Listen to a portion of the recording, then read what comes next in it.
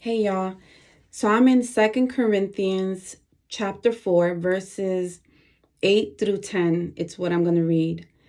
And when I tell you that when I read this and then I read just like a brief message related to these verses, oh my gosh. So I have a few different Bibles.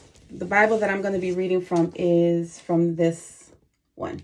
It's called the Swindoll Study Bible by Charles R. Swindoll, and it's the NLT translation, the New Living Translation.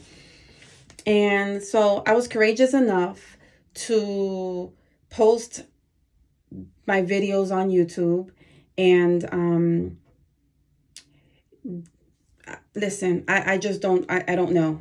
All I know to do is upload the video, and I'm thinking of, okay, what should I title it? Like, what should the title be for each video? And I'm just like, I can't think too much about it. I just got to think of whatever and just put it, right?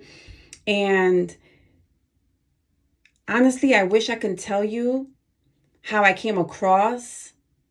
I must have, I don't know. I wish I could remember, but this passage of scripture, just these few verses, it's just like, here goes God confirming once again that where I am is exactly where I need to be in order to get to where he's taking me, right? No matter what it may look like to me. And I pray that it blesses you and that it encourages you and that it encourages you to turn to his word and just read it for yourself and see what he reveals to you. But so it's 2 Corinthians chapter 4, verses 8 through 10. And it says, we are pressed on every side by troubles, but we are not crushed. We are perplexed, but not driven to despair. We are hunted down, but never abandoned by God. We get knocked down, but we are not destroyed. Through suffering, our bodies continue to share in the death of Jesus, so that the life of Jesus may also be seen in our bodies. Then I go ahead and read. So in this study Bible, it gives you like an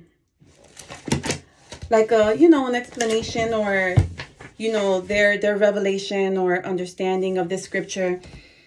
And it's titled Standing in Weakness. Are you afflicted and burdened excessively?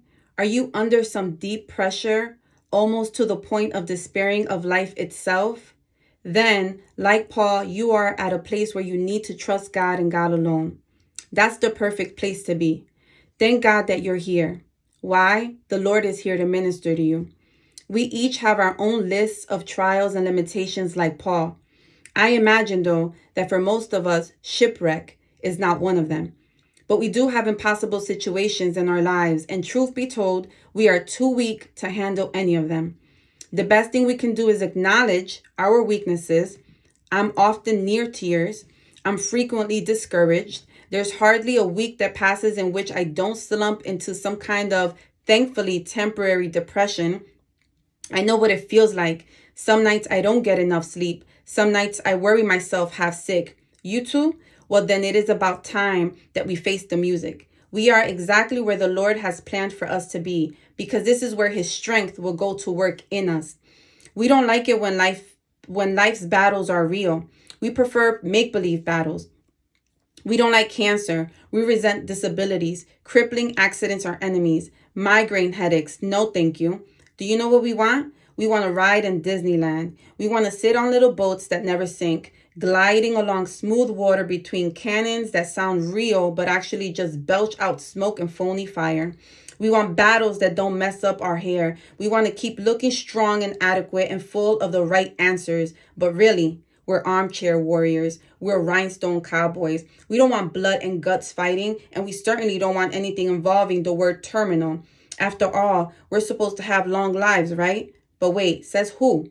We will miss the benefits that pain can bring, and the lives can be ours if we do not embrace pain, acknowledge disability, and understand how God is going to use us through this and teach us in it.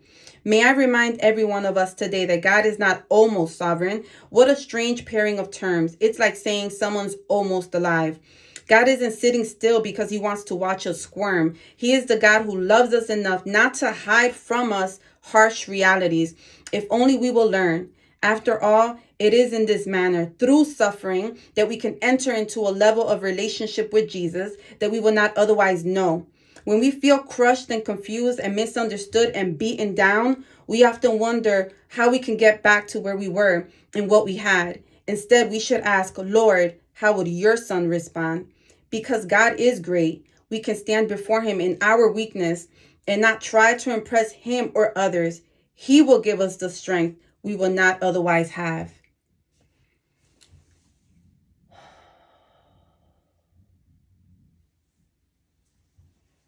There's nothing else to say.